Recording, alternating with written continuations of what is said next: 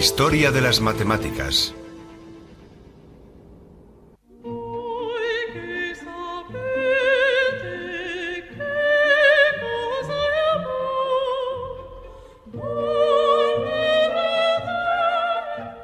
Estoy paseando por las montañas de la Luna. Sigo las huellas del artista renacentista Piero della Francesca, y por eso he venido a una ciudad del norte de Italia que Piero convirtió en su hogar. Estamos en Albino. He venido a admirar algunas de las mejores obras de arte de Piero, que son también obras maestras de matemáticas.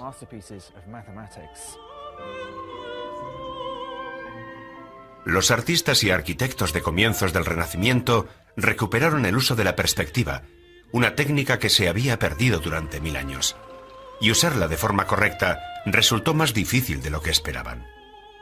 Piero fue el primero de los pintores importantes en comprender por completo la perspectiva, y lo consiguió porque era matemático, además de artista. He venido a ver su obra maestra, La flagelación de Cristo, pero ha surgido un problema. Hemos visto la flagelación de Cristo y es un cuadro asombroso, pero desgraciadamente por varios motivos italianos no se nos ha permitido filmarlo. Pero después de todo, este es un programa de matemáticas, no de arte, así que he usado las matemáticas para dar vida a este cuadro. No podemos ir al cuadro, pero podemos hacer que el cuadro venga a nosotros. El problema de la perspectiva es cómo representar el mundo tridimensional sobre un lienzo de 2 dimensiones. Para conseguir la sensación de profundidad, la sensación de una tercera dimensión, Piero utilizó las matemáticas. ¿De qué tamaño debía pintar a Cristo? Este grupo de hombres están alejados de estos hombres del primer plano. Si se hace mal, la ilusión de la perspectiva desaparece. No es en absoluto obvio cómo se puede representar de forma precisa un mundo tridimensional en una superficie de 2 dimensiones. Observen que las líneas paralelas del mundo tridimensional no son paralelas en el lienzo, sino que se unen en el punto de fuga. Y este es el aspecto que de verdad tienen las baldosas en el cuadro.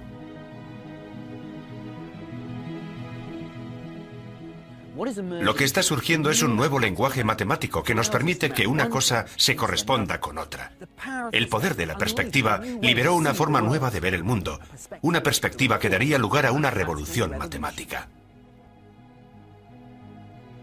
El trabajo de Piero fue el comienzo de una forma nueva de entender la geometría, pero harían falta 200 años antes de que los matemáticos siguieran donde él lo dejó. Las fronteras del espacio. Nuestro viaje nos lleva hacia el norte. En el siglo XVII, Europa había tomado el relevo a Oriente Medio como gran centro mundial de las matemáticas. Se habían hecho grandes avances en la geometría de los objetos fijos en tiempo y espacio. En Francia, Alemania, Holanda y Gran Bretaña, el reto era entonces comprender la matemática de los objetos en movimiento. Y la búsqueda de esas matemáticas comenzó aquí, en este pueblo del centro de Francia. Solo a los franceses se les ocurriría bautizar un pueblo con el nombre de un matemático. Imaginen en Inglaterra una ciudad llamada Newton. Es inimaginable. Pero en Francia de verdad valoran a sus matemáticos. Este es el pueblo de Descartes en el Valle del Loira. Hace 200 años lo rebautizaron con el nombre del famoso filósofo y matemático. Descartes nació aquí en 1556. Fue un niño enfermizo y perdió a su madre siendo muy pequeño. Por eso le permitían quedarse en la cama hasta las 11 de la mañana, una práctica que mantuvo a lo largo de su vida. Para practicar las matemáticas a veces se necesita eliminar todas las distracciones y sumergirse en un mundo de formas y pautas. Descartes pensaba que la cama era el mejor sitio para alcanzar ese estado de meditación, y creo que sabía de lo que hablaba. La casa en la que Descartes realizaba sus meditaciones acostado es en la actualidad un museo dedicado a todo lo cartesiano. Sígame. Las piezas que se exhiben, ordenadas por la conservadora Sylvie Garnier, muestran cómo encajan sus ideas científicas, filosóficas y matemáticas. Se muestran también aspectos menos conocidos de la vida y obra de Descartes. Decidió ser soldado. Luchó sin problemas tanto en el ejército protestante como en el católico, porque no era un patriota. Sylvie lo ha dicho de forma elegante, pero Descartes fue un mercenario. Luchó para los protestantes alemanes, para los católicos franceses y para cualquiera que le pagara. A primera hora de una mañana de otoño de 1628 estaba acampado con el ejército bávaro en la fría orilla de un río. Con frecuencia la inspiración llega en los lugares más insospechados. Según se cuenta, cierta noche Descartes no podía dormir, quizá porque se había levantado muy tarde, o quizá porque había bebido demasiado celebrando la víspera de San Martín. Fuera como fuera, los problemas daban vueltas en su mente. Estaba pensando en su tema filosófico favorito, pero lo encontraba muy frustrante. ¿Cómo se puede llegar a saberlo todo? De pronto se quedó dormido y en su sueño comprendió que la clave era construir la filosofía sobre la base de hechos matemáticos irrefutables. Se dio cuenta de que los números podían eliminar las telarañas de la incertidumbre. Quería publicar sus ideas radicales, pero le preocupaba cómo serían recibidas en la católica Francia. Así que recogió sus cosas y se fue. Descartes estableció su hogar aquí, en Holanda, y se convirtió en uno de los líderes de la nueva revolución científica que negaba la idea dominante de que el Sol giraba alrededor de la Tierra. Una opinión que había causado graves problemas con el Vaticano a científicos como Galileo. Descartes sabía que estaba a salvo entre los protestantes holandeses, sobre todo en la vieja ciudad universitaria de Leiden, donde se daba gran valor a las matemáticas y a la ciencia. Nosotros también hemos ido a Leiden. Hola, siento llegar tarde. He tenido un pinchazo. Me ha costado repararlo. Henk Bosch es uno de los mayores eruditos europeos en Descartes. No le sorprende que el erudito francés acabara en Leiden. Vino a hablar con la gente y algunas personas estaban abiertas a sus ideas, no solo sobre matemáticas, sino también y sobre todo sobre mecánica. Fundió el álgebra y la geometría para poder trabajar con fórmulas y figuras. Una especie de diccionario entre las dos, sí, que proporciona... Sí. Este diccionario, que se publicó finalmente en Holanda en 1637, incluye muchas ideas filosóficas controvertidas, pero los pensamientos más radicales estaban en el apéndice, una propuesta de unión entre el álgebra y la geometría. En un espacio de dos dimensiones, cualquier punto puede ser descrito por dos números. Uno indica la posición horizontal y el otro indica la posición vertical. Cuando el punto se mueve alrededor del círculo, las coordenadas cambian, pero podemos escribir una ecuación que identifica los cambios de valor de esos números en cualquier punto de la figura. De pronto, la geometría se había convertido en álgebra. Usando esa transformación de la geometría en números se puede decir, por ejemplo, si la curva de este puente forma o no parte de un círculo. No hace falta usar la vista, porque las ecuaciones de la curva revelan sus secretos. Pero no se detuvo ahí. Descartes abrió las posibilidades de la geometría a dimensiones más elevadas, mundos que nuestros ojos no verán nunca, pero que son esenciales en la tecnología moderna y en la física. No hay duda de que Descartes fue uno de los gigantes de las matemáticas. Desgraciadamente, sin embargo, no fue un hombre agradable.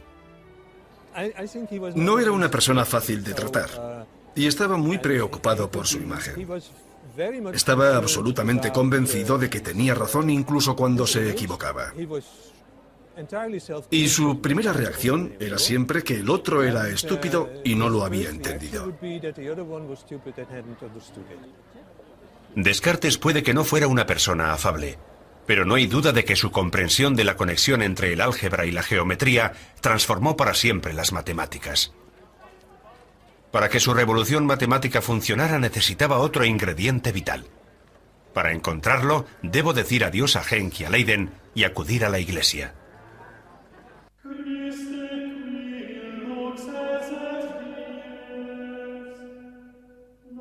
No soy creyente, pero no hay duda de que muchos matemáticos de la época de Descartes tenían fuertes convicciones religiosas.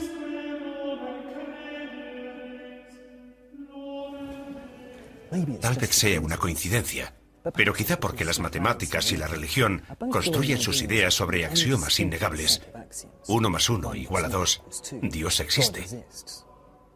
He elegido en qué axiomas poner mi fe. En el siglo XVII había un monje parisino que había ido a la misma escuela que Descartes. Amaba las matemáticas tanto como amaba a Dios.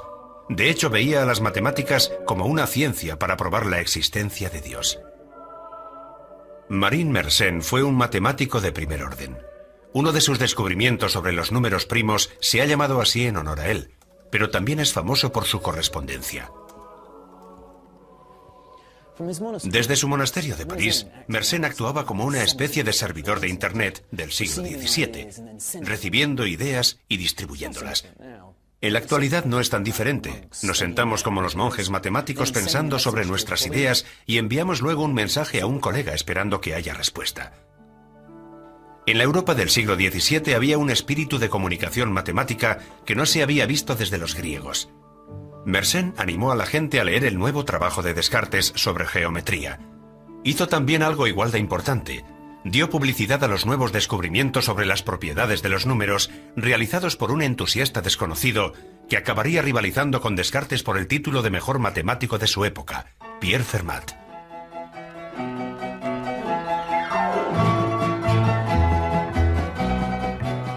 Aquí, en Beaumont-de-Lomagne, cerca de Toulouse, residentes y visitantes han acudido a celebrar la vida y obra del hijo más famoso de la localidad. Pero no estoy seguro de qué hacen aquí esos gladiadores. Y la aparición de este camello es también una sorpresa. Fermat hubiera aceptado de buen grado la idea de usar la diversión y los juegos para avanzar en el interés por las matemáticas. Al contrario que el aristocrático Descartes, Fermat no habría considerado inútil o vulgar crear un festival de matemáticas. Matemáticas en acción. Es precioso. Muy bonito, sí. La mayor contribución de Fermat a las matemáticas fue prácticamente inventar la teoría moderna de los números. Ideó gran cantidad de conjeturas y teoremas sobre números, incluyendo su famoso último teorema, cuya demostración tuvo en jaque a los matemáticos durante más de 350 años. Pero ahora me sirve de poca ayuda. Desmontarlo es la parte fácil, montarlo es lo difícil. ¿Cuántas piezas tengo? Tengo 6 piezas. Tengo que buscar algún tipo de simetría. Me temo que tendrá que decirme cómo resolverlo, y eso no me gusta. Odio que me digan cómo resolver un problema. No voy a mirar. Se ríe de mí porque no puedo hacerlo. Es injusto. Vamos allá. ¿Puedo montarlo? Ya está. Ya lo tengo. Este es el placer de las matemáticas. Cuando todo encaja y descubres de pronto la respuesta correcta. Sorprendentemente, Fermat solo se dedicaba a las matemáticas en su tiempo libre.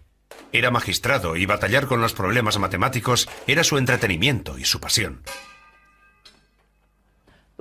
Lo maravilloso de las matemáticas es que se pueden practicar en cualquier lugar. No necesitas tener un laboratorio ni una biblioteca. Fermat hacía gran parte de su trabajo sentado frente a la mesa de la cocina, rezando en la iglesia local o aquí en el tejado. Puede que pareciera un simple aficionado, pero se tomaba muy en serio las matemáticas. Fermat consiguió descubrir pautas en los números que han desafiado a los matemáticos durante siglos. Uno de mis teoremas favoritos de Fermat está relacionado con los números primos. Si tienes un número primo que al dividirlo entre 4 queda 1 como cociente, Fermat mostró que se puede conseguir siempre ese número mediante la suma de 2 números al cuadrado. Por ejemplo, tengo aquí 13 dientes de ajo, un número primo, que deja 1 de cociente cuando lo divido entre 4. Fermat demostró que se puede conseguir ese número sumando 2 números al cuadrado. 13 se puede conseguir sumando 3 al cuadrado más 2 al cuadrado, es decir, 9 más 4. Lo asombroso es que Fermat demostró que sin importar lo grande que sea el número primo, si al dividirlo entre 4 el cociente es 1, siempre se puede conseguir dicho número sumando 2 números al cuadrado. Oh, Dios mío. Lo que me gusta de estos días es la alegría de las matemáticas. Fermat disfrutaba jugando con los números, le encantaba buscar pautas en los números y quería además demostrar que dichas pautas se cumplían siempre.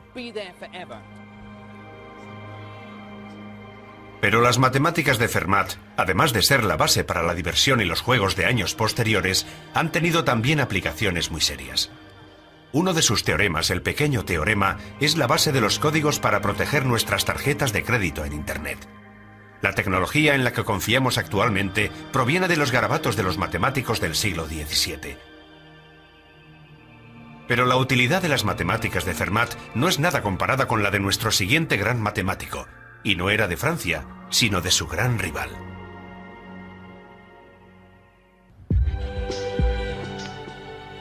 En el siglo XVII, Gran Bretaña era un poder mundial emergente.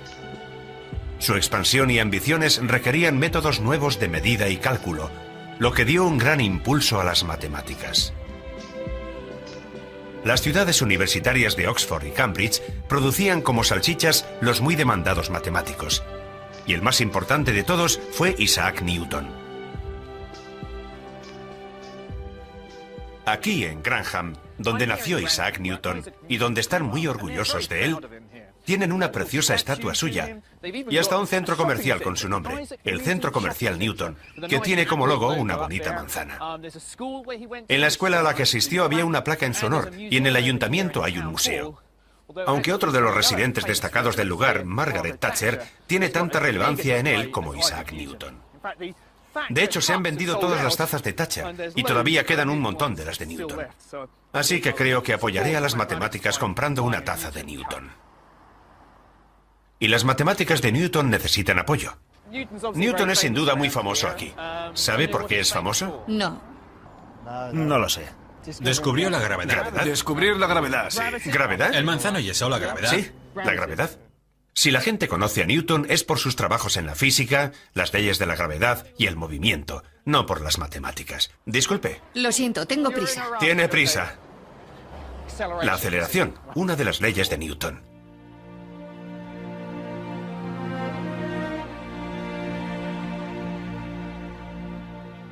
A 13 kilómetros al sur de Grantham, en el pueblo de Woolsthorpe, lugar de nacimiento de Newton, me reuní con alguien que comparte mi pasión por las matemáticas. Esta es la casa. Es preciosa. Jackie Stedall es una fan de Newton y está encantada de mostrarme la casa donde Newton creció. Esto es lo que podríamos llamar el comedor. Seguro que ellos no lo llamaban así, sino la habitación de al lado de la cocina. Una chimenea preciosa. Seguro que hacían un gran fuego en ella. Me gustaría haber estado allí. Su padre era un labrador analfabeto y murió poco después de que naciera Newton. De no haber sido así, puede que el destino del joven Isaac hubiera sido muy diferente. Y esta es su habitación. ¡Qué bonita! Y está muy bien conservada. Tienes la sensación de retroceder en el tiempo. Sí, así es. Por el aspecto de su cama veo que era tan desaliñado como yo. Pienso en cómo he dejado mi cama esta mañana. Newton odiaba a su padrastro, pero fue él quien se encargó de que se convirtiera en matemático y no en pastor de ovejas. De niño no era nada excepcional. Un toque de esperanza para los niños del mundo. Sí. Sacaba notas normales en el colegio y tenía muy pocos amigos. No creo que fuera alguien a quien me hubiera gustado conocer, pero me encantan sus matemáticas. Newton regresó de Cambridge a Lincolnshire durante la Gran Plaga de 1665, cuando tenía 22 años.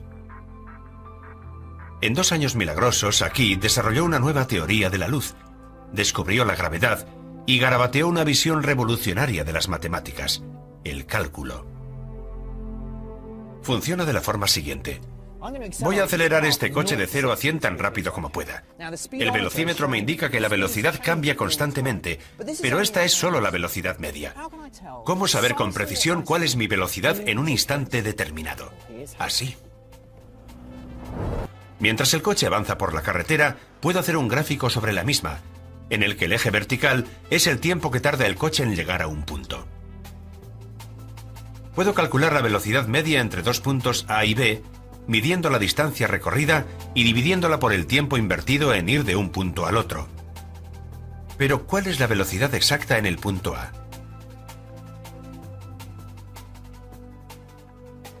Si acerco el punto B más y más al primer punto, obtengo un lapso de tiempo cada vez menor. Y la velocidad se acerca cada vez más al valor real. Pero al final, tendría que calcular 0 dividido por 0. El cálculo nos permite dar sentido a estas mediciones. Nos posibilita descubrir la velocidad exacta y también la distancia exacta recorrida en un momento determinado. Dio sentido a muchas cosas que tomamos como normales. Por ejemplo, si dejo caer una manzana, Cambia la distancia y la velocidad. El cálculo puede estudiarlo. lo que contrasta con los griegos. En Grecia la geometría era estática. Y como hemos visto, el cálculo lo usan los ingenieros y los físicos porque describe el mundo en movimiento. Sí, es la única forma de enfocar las matemáticas en el movimiento o en los cambios. En esta manzana hay mucha matemática. Creo que el cálculo de Newton nos enseña a comprender el mundo cambiante, las órbitas de los planetas, el movimiento de los fluidos.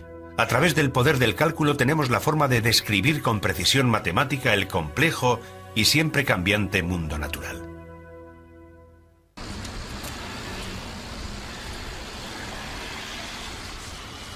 Pero hicieron falta 200 años para comprender todo su potencial. Newton decidió no publicar nada. Simplemente hizo circular sus ideas entre sus amigos. Su fama fue gradualmente en aumento.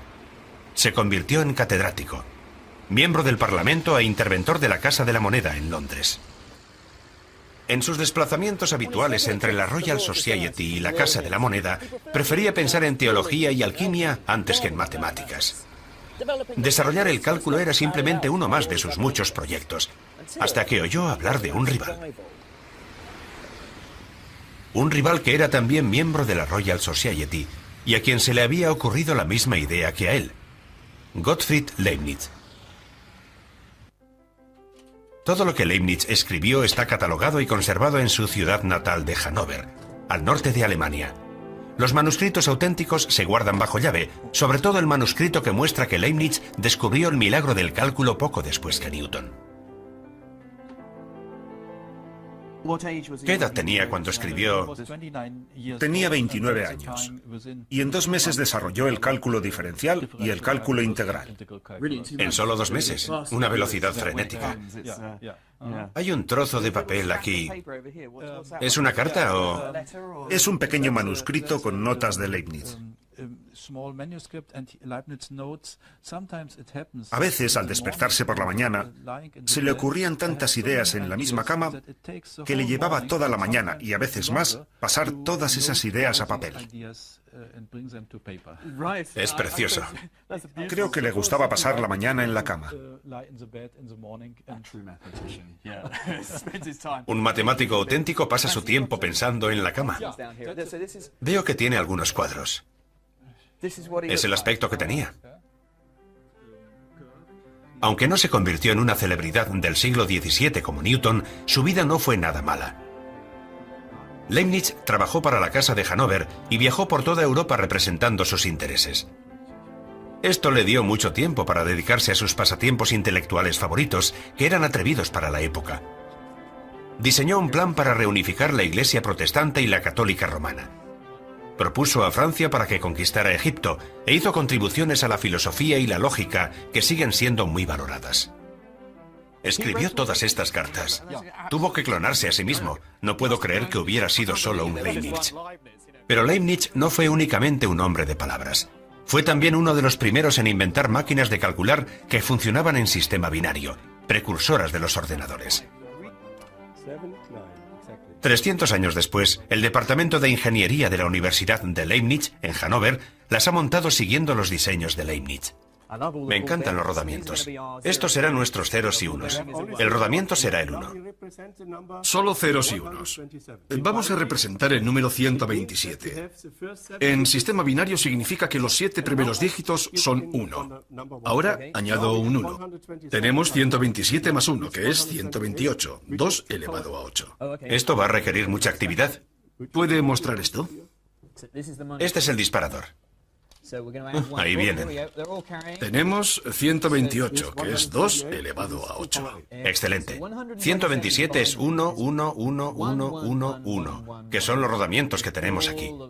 Para añadir 1, todo esto se convierte en 0, 0, 0, 0, y tenemos que elevar esta posición al cuadrado. El mecanismo se deshace de todos los rodamientos que no necesita. Es como una máquina de petacos matemática. Me encanta.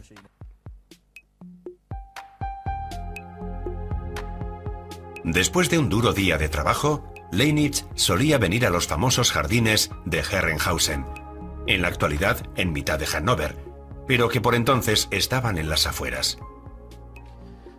Hay una relación especial entre andar y las matemáticas.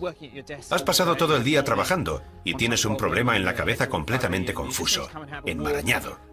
Necesitas salir a dar un paseo y dejar que tu subconsciente tome el poder. A veces consigues un gran avance simplemente mirando a un árbol. Yo he tenido algunas de mis mejores ideas mientras paseaba por el parque de mi ciudad, así que espero sentir inspiración en la zona de paseo de Leibniz. No tuve la oportunidad de purgar mi mente de desafíos matemáticos porque desde que Leibniz falta de aquí, alguien ha construido un laberinto. Hay una fórmula matemática para salir de un laberinto.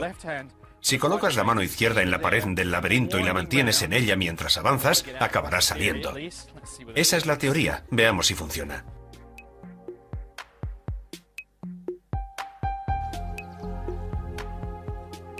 Leibniz no tuvo estas distracciones durante los 5 años que trabajó en los detalles del cálculo. Al parecer trabajó sin conexión con Newton, aunque conocía su trabajo. Al contrario que Newton, estuvo encantado de dar a conocer su trabajo para que los matemáticos de toda Europa oyeran hablar por primera vez del cálculo gracias a él y no gracias a Newton. Y ahí empezaron los problemas. A lo largo de la historia de las matemáticas ha habido muchas disputas y discusiones sobre quién fue el primero en algo, y pueden parecer algo infantiles, pero queremos que nuestro nombre figure en el teorema. Es nuestra oportunidad de conseguir un poco de inmortalidad, porque el teorema durará eternamente. Por eso dedicamos tanto tiempo a descifrar esas cosas, porque no creemos que otro lo pueda hacer al mismo tiempo que nosotros. Son nuestros teoremas, nuestras criaturas, nuestros hijos, y no queremos compartir el mérito. En Londres, Newton no quería compartir el mérito con Leibniz, al que consideraba un advenedizo. Al cabo de años de resentimiento y acusaciones, se pidió a la Royal Society de Londres que decidiera entre los dos rivales.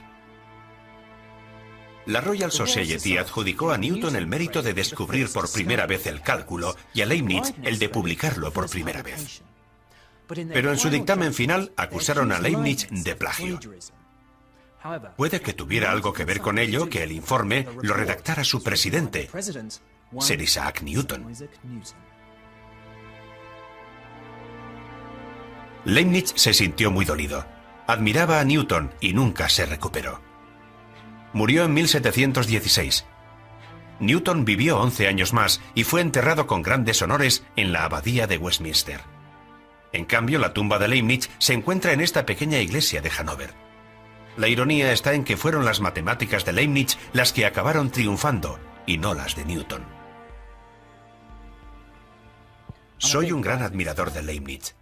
Con frecuencia las grandes revoluciones en matemáticas consisten en encontrar el lenguaje adecuado para capturar una nueva visión. Y en eso Leibniz era muy bueno. Las anotaciones de Leibniz, su forma de escribir, capturó el espíritu del cálculo y se sigue usando en las matemáticas actuales. Las anotaciones de Newton eran para muchos matemáticos toscas y difíciles de usar. Y mientras los matemáticos británicos perdían el rumbo, la historia de las matemáticas se trasladó al corazón de Europa, Basilea.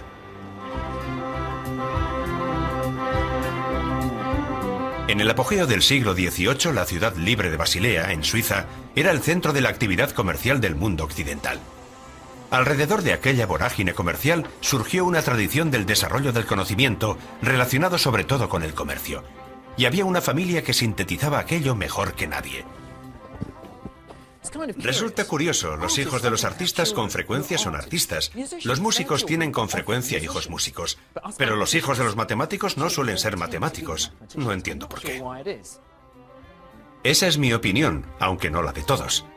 En lo que todos estamos de acuerdo es en que hay una gran dinastía de matemáticos, los Bernoulli. En los siglos XVIII y XIX hubo en la familia media docena de matemáticos sobresalientes. Nos sentiríamos orgullosos de que cualquiera de ellos fuera británico, pero eran todos oriundos de Basilea. Hacen falta grandes mentes, como las de Newton y Leibniz, que obtengan logros fundamentales, pero se necesitan también discípulos que reciban el mensaje, lo clarifiquen, comprendan sus implicaciones y lo propaguen. La familia se dedicaba al comercio y esta es una de sus casas. En la actualidad forma parte de la Universidad de Basilea y ha sido redecorada por completo, a excepción de una habitación que se mantiene como la habría tenido la familia. Fritz Nagel, conservador del archivo Bernoulli, ha prometido enseñármela. Si la podemos encontrar. Nos hemos equivocado de piso. ¿No es el piso? Oh, mire esas manzanas. ¿Podemos coger una? No hubo error matemático. Conseguimos llegar. Aquí es donde los Bernoulli hacían sus ejercicios matemáticos. Estaba siendo amable, no sé si mereció la pena la molestia. Lo único interesante era una vieja estufa. De los Bernoulli, ¿cuál es su favorito? Mi Bernoulli favorito es Johann I. Era el matemático más inteligente. Quizá su hermano Jacob tuviera una visión más profunda de los problemas matemáticos, pero Johann encontraba soluciones elegantes. Los hermanos no se sentían aprecio, pero ambos reverenciaban a Leibniz, se escribían con él, lo apoyaron contra los aliados de Newton y difundieron su cálculo por Europa. Leibniz estaba muy contento de haber encontrado fuera de su círculo personal a dos matemáticos inteligentes que dominaban su cálculo y podían difundirlo entre la comunidad científica. Fue muy importante para Leibniz. Y también fue importante para las matemáticas. Sin los Bernoulli habría hecho falta mucho más tiempo para que el cálculo se convirtiera en lo que es hoy, la piedra angular de las matemáticas. Al menos eso es lo que sostiene Fritz Nagel, gran admirador de la saga Bernoulli. Esta noche me va a presentar al profesor Daniel Bernoulli, el último miembro de la familia, que debido a su apellido recibe correos electrónicos curiosos. En otro ponía, profesor Bernoulli, ¿me puede echar una mano con el cálculo? Si conoces a un Bernoulli, supones que tiene que saber de cálculo. Pero Daniel Bernoulli es profesor de geología. El gen de las matemáticas parece haber desaparecido. Durante la cena pensé sobre los matemáticos.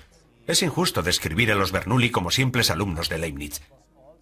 Una de sus muchas contribuciones a las matemáticas fue desarrollar el cálculo para resolver un problema clásico de la época. Imaginen que una bola tiene que rodar por una rampa. El problema consiste en diseñar la rampa que hará llegar la bola de la cima a la base en el menor tiempo posible. Pueden pensar que una rampa recta será la más rápida, o que en una curvada como esta, la bola cogerá mucha inercia bajando. El cálculo nos muestra que la mejor solución es lo que se llama un cicloide, el camino que sigue un punto situado en el exterior de una llanta de bicicleta en movimiento. Esta aplicación del cálculo de Bernoulli, que se conoce como cálculo de variaciones, se ha convertido en uno de los aspectos más poderosos de las matemáticas de Leibniz y Newton. Los investigadores lo usan para aumentar los beneficios, los ingenieros para minimizar el uso de energía, los diseñadores para optimizar las construcciones. Se ha convertido en una parte primordial del mundo tecnológico moderno. Mientras tanto, en el restaurante, la situación era cada vez más interesante. Mi segunda sorpresa. Le presento al señor Leonhard Euler. Leonhard Euler, uno de los nombres más famosos de las matemáticas. Este Leonhard era descendiente del Leonhard Euler original, discípulo estrella de Johann Bernoulli. Soy la 9ª generación y el cuarto Leonhard de la familia, después de Leonhard I, el matemático. ¿También es matemático? Soy analista económico. Con este nombre no podía estudiar matemáticas. Todos esperarían que demostrara la teoría de Riemann. Quizá fuera una buena idea que Leonhard no siguiera los pasos de su ilustre antepasado. Las comparaciones siempre habrían sido molestas.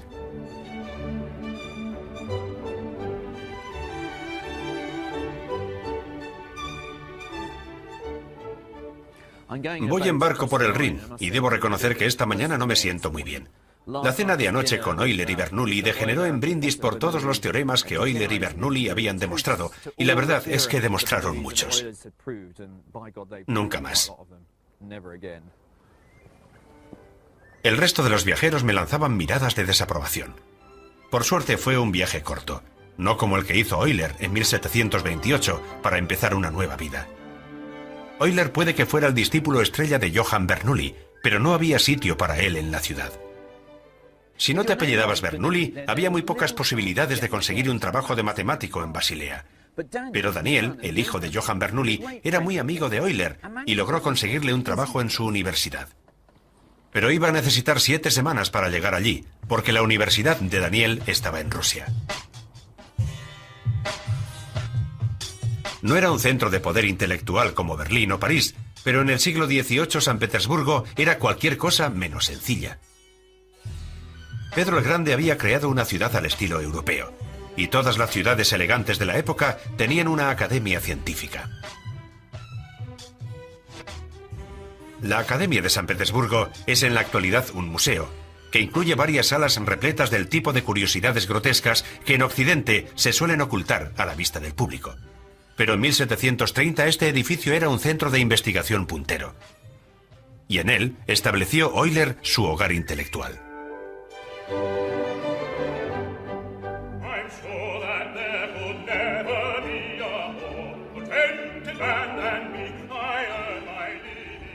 Muchas de las ideas que estaban en ebullición en la época, cálculo de variaciones o la teoría de los números de Fermat, cristalizaron en manos de Euler.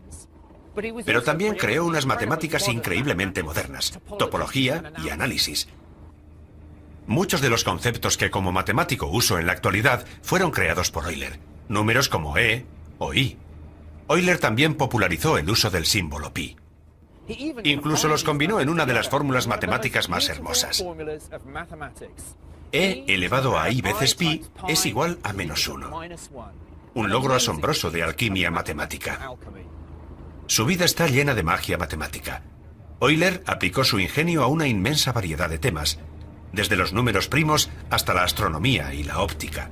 Diseñó un sistema nuevo de pesas y medidas, escribió un libro de texto sobre mecánica y hasta encontró tiempo para desarrollar una nueva teoría sobre la música. Para mí es el Mozart de las matemáticas, una visión que comparte el matemático Nikolai Vavilov, con el que me reuní en la casa que Catalina la Grande regaló a Euler. Euler vivió aquí desde el año 66 hasta el 88, lo que significa desde que llegó a San Petersburgo hasta su muerte. Fue miembro de la Academia Rusa de Ciencias, fue un gran matemático. Eso pone.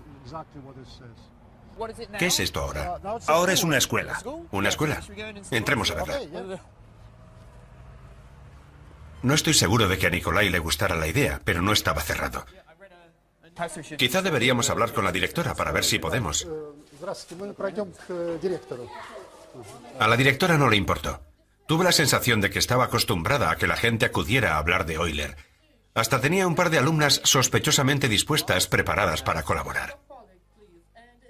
Estas dos jóvenes les contarán algunas cosas sobre el científico y sobre el edificio. Se sabían bien la lección. Habían realizado un proyecto en clase sobre Euler, su vida, su feliz matrimonio, sus 13 hijos y la tragedia de que solo 5 de ellos llegaran a la edad adulta. Su primera esposa, a la que adoraba, murió joven, y él comenzó a quedarse ciego.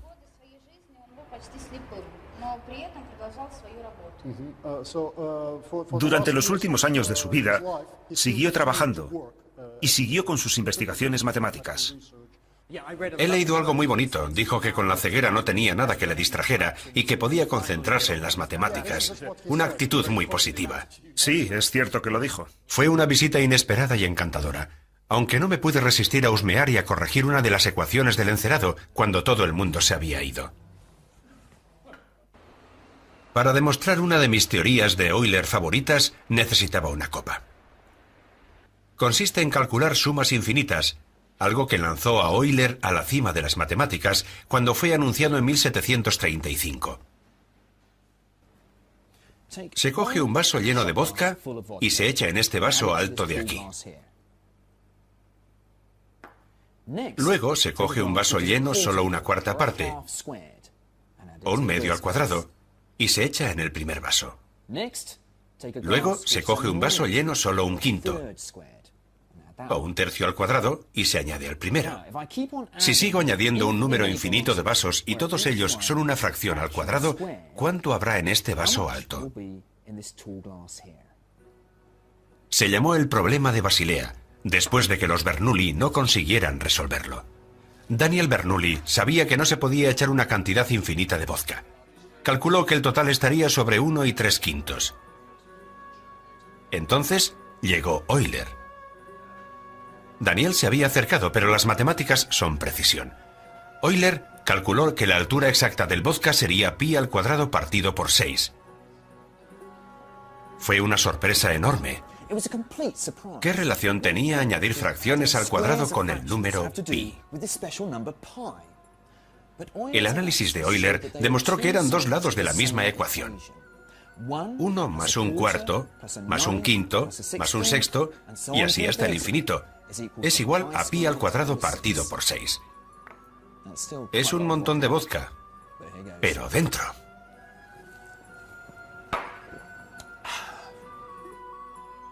Euler era sin duda difícil de igualar. Matemáticos de dos países lo intentaron. Alemania y Francia estaban atrapadas en la era de la revolución que barría Europa a finales del siglo XVIII. Ambos países necesitaban desesperadamente matemáticos, pero su forma de apoyar a las matemáticas era muy diferente. Aquí en Francia, la revolución enfatizaba la utilidad de las matemáticas. Napoleón reconocía que para tener la mejor maquinaria militar, las mejores armas, eran necesarios los mejores matemáticos. Las reformas de Napoleón dieron un gran impulso a las matemáticas, y se trataba de unas matemáticas que iban a servir a la sociedad. Aquí en los estados alemanes, el gran pedagogo Wilhelm von Humboldt también estaba comprometido con las matemáticas, pero eran unas matemáticas desligadas de las demandas del Estado y el ejército. Las reformas educativas de von Humboldt daban importancia a las matemáticas por sí mismas. En Francia tenían matemáticos maravillosos, como Joseph Fourier. En la actualidad aún nos beneficiamos de su trabajo sobre las ondas de sonido.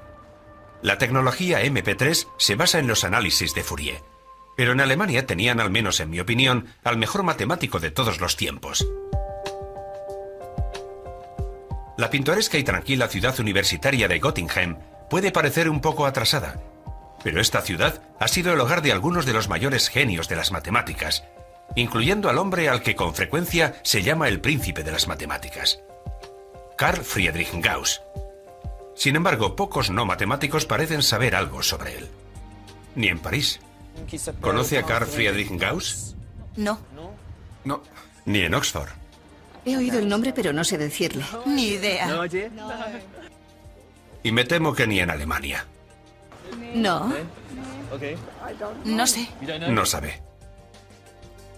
Pero en Göttingen todo el mundo sabe quién era Gauss. Es el héroe local. Su padre era picapedrero. Y parece lógico que Gauss también lo hubiera sido, pero su madre reconoció su talento y se aseguró de que recibiera la mejor educación posible. Cada pocos años aparece en las noticias algún prodigio que ha terminado el colegio con 10 años o ingresado en la universidad con 12. Pero nadie comparable con Gauss. A los 12 años discutía la geometría de Euclides. A los 15 descubrió una nueva pauta en los números primos que había pasado inadvertida a los matemáticos durante 2000 años. A los 19 descubrió la construcción de una figura de 17 lados que nadie sabía que existiera. Su temprano éxito animó a Gauss a escribir un diario. Se puede leer en la Universidad de Göttingen, si se sabe latín. Por suerte, yo tenía ayuda.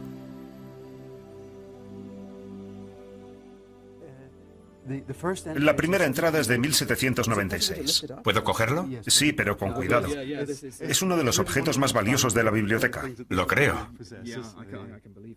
Tenía muy buena letra. Es un placer estético, aunque no se entienda. Es un placer contemplarlo. Voy a dejarlo porque es muy delicado. El diario demuestra que algunas de las ideas de Gauss se adelantaron 100 años a su época. Aquí hay un signo e integrales. Son integrales. Un tipo de matemáticas muy diferente. Es el primer indicio de la teoría de la función elíptica, que fue una de sus grandes aportaciones. Resulta ya muy complejo. Y esto es básicamente la aparición de la función Z de Riemann. Caray. Es impresionante. La función Z de Riemann se ha convertido en un elemento vital para la comprensión actual de la distribución de los números primos. En algún lugar del diario escribió: he hecho este descubrimiento maravilloso. Y a propósito, ha nacido un hijo mío. Vemos sus prioridades. Creo que conozco algunos matemáticos así.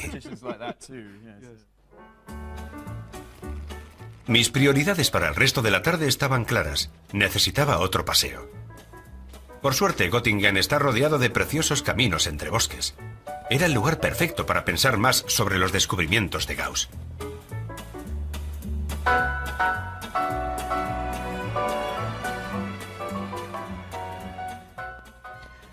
Las matemáticas de Gauss han afectado a muchos aspectos del mundo matemático, pero voy a escoger solo un tema, uno divertido, los números imaginarios. En los siglos XVI y XVII, los matemáticos europeos imaginaron la raíz cuadrada de -1 y le dieron el símbolo I. No les gustaba demasiado, pero resolvía ecuaciones que no se podían resolver de otro modo. Los números imaginarios han ayudado a entender las ondas de radio y a construir puentes y aeroplanos. Son incluso la clave de la física cuántica, la ciencia del mundo subatómico. Proporcionan un mapa para ver cómo son en realidad las cosas. A principios del siglo XIX no tenían mapa. No tenían imagen de cómo conectaban los números imaginarios con los números reales. ¿Dónde está el nuevo número? En la línea de números no hay sitio para la raíz cuadrada de -1. Los números positivos van hacia un lado y los negativos hacia otro. El gran paso fue crear una nueva dirección para los números, perpendicular a la línea de números, y ahí se encuentra la raíz cuadrada de -1. Gauss no fue el primero en emplear esta imagen bidimensional de los números, pero fue el primero en explicarla con total claridad. Dio a la gente una imagen para entender cómo funcionan los números imaginarios, y una vez que se desarrollara la imagen, se podría liberar su potencial inmenso. Un café, por favor. Las matemáticas proporcionaron a Gauss fama y seguridad económica suficiente como para haber ido a cualquier parte, pero decidió asentarse y pasar el resto de su vida en la tranquila Göttingen. Por desgracia, a medida que crecía su fama, su carácter se deterioraba. Aquel hombre cauteloso y tímido se fue transformando en alguien desconfiado y gruñón. Muchos matemáticos europeos consideraban un dios a Gauss. Le enviaban sus teoremas, sus conjeturas, incluso algunas demostraciones. La mayoría de las veces no contestaba, y cuando lo hacía generalmente era para decir que se equivocaban o que él ya lo había demostrado. Su rechazo, falta de interés por el trabajo de mortales menos dotados, desanimó a veces a matemáticos de gran talento a seguir sus ideas. Pero también Gauss dejó en ocasiones de seguir su intuición, incluyendo una intuición muy importante que podía haber transformado las matemáticas de su época.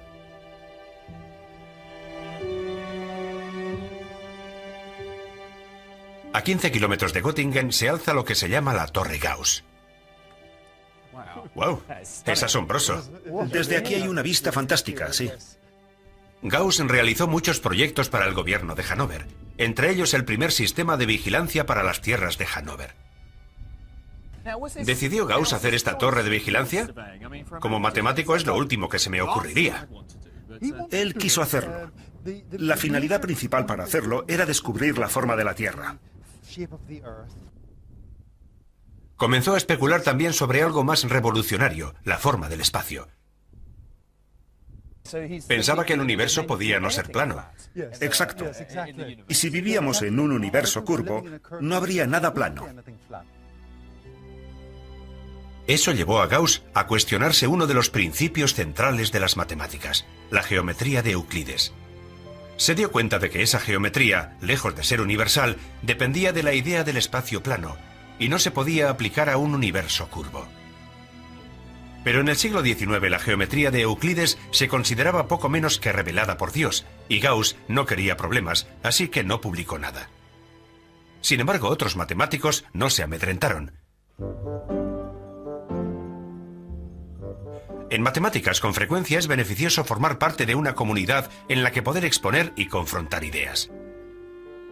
Pero en una comunidad matemática suele resultar complicado presentar una idea que desafíe por completo el statu quo, y los grandes avances generalmente vienen de otro lado. Las matemáticas se pueden practicar en lugares muy extraños. Estoy en Transilvania, algo muy adecuado porque voy en busca de un lobo solitario.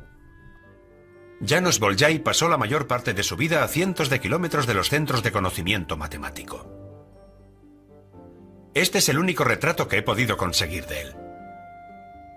Por desgracia no es él. Es el retrato que el Partido Comunista de Rumanía hizo circular cuando la gente comenzó a interesarse por las teorías de Bolyai en la década de 1960. Como no pudieron encontrar un retrato de János, usaron el de otra persona.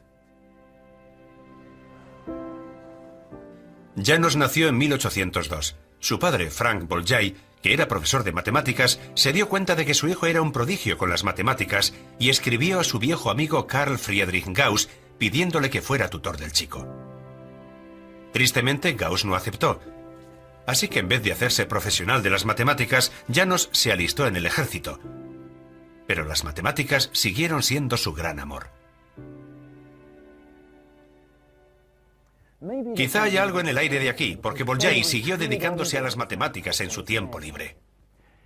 Comenzó a explorar lo que llamaba geometría imaginaria, cuando la suma de los ángulos de un triángulo es menor a 180 grados. Lo asombroso es que esta geometría imaginaria tiene perfecto sentido matemático.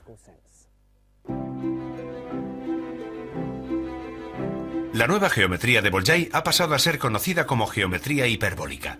La mejor forma de comprenderla es pensar en la imagen de una esfera en un espejo, donde las líneas se curvan unas sobre otras. Es muy difícil de representar, ya que estamos acostumbrados a vivir en un espacio en el que todo parece recto y plano. En su pueblo natal de Tirgumures, investigué más sobre las revolucionarias matemáticas de Bolyai. Aquí se reverencia su memoria. El museo alberga una colección de artefactos relacionados con Bolyai, algunos de los cuales pueden ser considerados claramente transilvanos. Todavía conserva algo de pelo, es un poco truculento. El objeto de aquí que más me gusta es una maqueta preciosa de la geometría de Bolyai. La distancia más corta entre aquí y aquí, si te pegas a esta superficie, no es una línea recta, sino esta línea que sigue la curva de este triángulo. En esta superficie, las distancias más cortas forman un triángulo que suma 180 grados. Bolyai publicó su trabajo en 1831 y su padre mandó una copia a su viejo amigo Gauss. Gauss contestó de inmediato dando su aprobación, pero se negó a elogiar al joven Bolyai, porque dijo que quien debía ser elogiado era él. Lo había resuelto una década antes.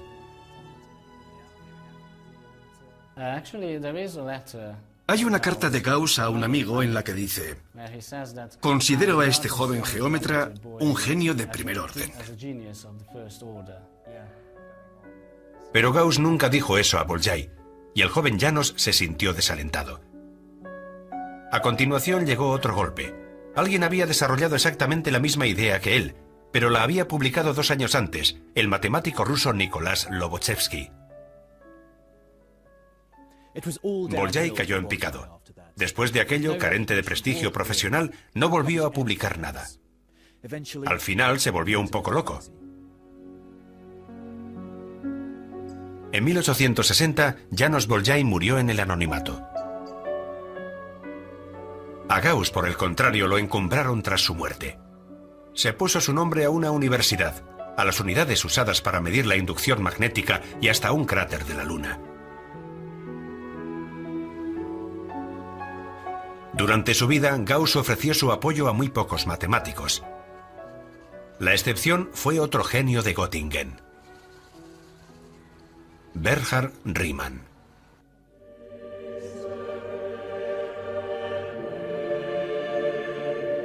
Su padre era ministro de la Iglesia y fue un cristiano convencido durante toda su vida. Riemann fue un muchacho tímido que pasó penalidades.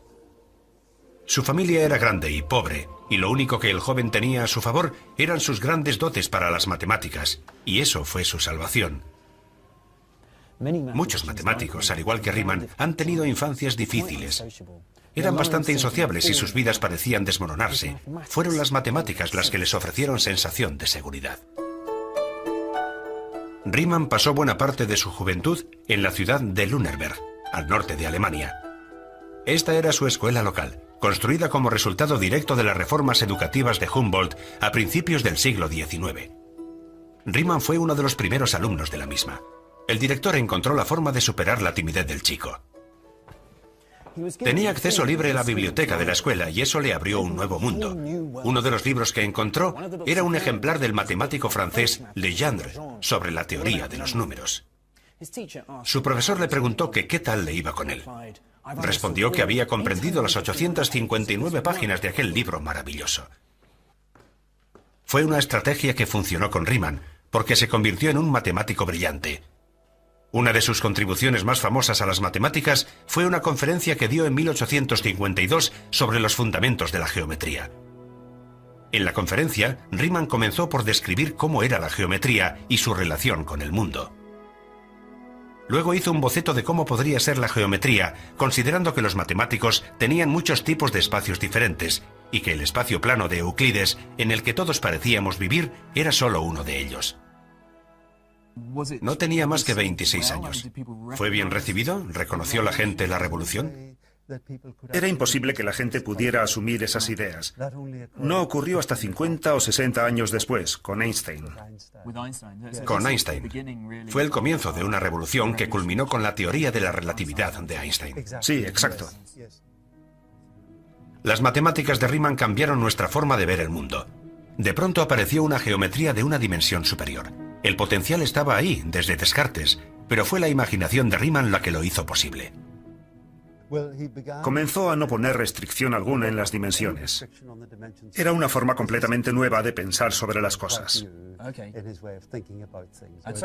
Gente como Bolyai pensaba en una geometría nueva, pero en 2 dimensiones.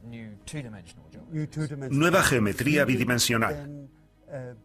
Pero Riemann rompió todos los límites de 2 o 3 dimensiones y comenzó a pensar en dimensiones más elevadas. Fue algo completamente nuevo.